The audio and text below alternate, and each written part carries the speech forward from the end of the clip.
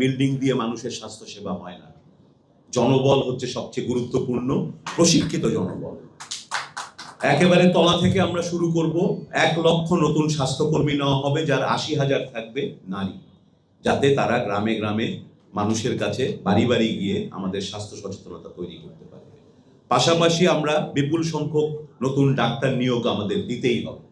যদি আমরা সত্যিকারের স্বাস্থ্য ব্যবস্থা গড়ে তুলতে চাই, আমাদের যে জনবল সেটি সম্পূর্ণ অপ্রতুল। আমরা অতি দ্রুত বড় আকারের ডাক্তার নিয়োগের জন্য প্রস্তুতি নিচ্ছি।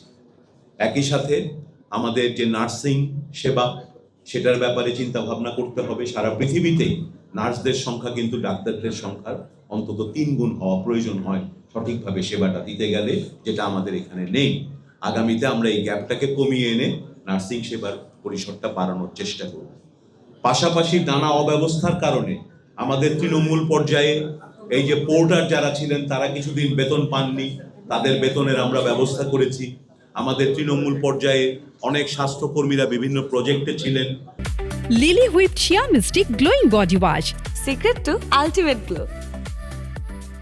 তাদেরকে নিয়ে আমরা নতুনভাবে যখন হেলথ ওয়ার্কার নিব, কি করা যায় আমরা কাজ করছি। টেকনিশিয়ান, মেডিকেল টেকনোলজিস্ট টেকনিশিয়ান, তাদের নিয়ে আলোচনার বিষয় আছে। আমরা এই সমস্ত বিষয়গুলো কিন্তু খেয়াল করছি, শুনছি, এবং এই সমস্যাগুলো দীর্ঘদিনের পুঞ্জীভূত সমস্যা। জনবলের বিষয়গুলো অনেক আমলাতান্ত্রিক এবং আইনি পদ্ধতি এবং জটিলতা থাকে, কিন্তু আমরা এগুলো অবগত আছি। এগুলোকে আমরা সমাধানের মাধ্যমে সার্বিকভাবে বাংলাদেশের হেলথ সিস্টেমটাকে আমরা আবার রিডিজাইন করার জন্য প্রস্তুতি নিয়ে ফেলেছি। আমি আমার বক্তব্য এখানেই শেষ করছি।